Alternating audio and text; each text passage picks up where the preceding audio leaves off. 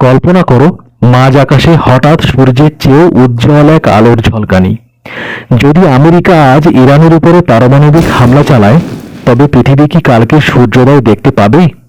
প্রথম আঘাতেই তেহরানের মতো শহরগুলো ধুলোয় মিশে যাবে। লক্ষ লক্ষ প্রাণহানি আর তেজস্ক্রিয়তায় বিষাক্ত হবে বাতাস ও জল। ইরানের হাজার বছরের সভ্যতা কয়েক সেকেন্ডে ধ্বংসস্তূপে পরিণত হবে। কিন্তু ইরান কি চুপ থাকবে? তাদের প্রক্সি বাহিনী মধ্যপ্রাচ্যের আমেরিকান ঘাঁটিগুলোতে আগুন জ্বালিয়ে দেবে।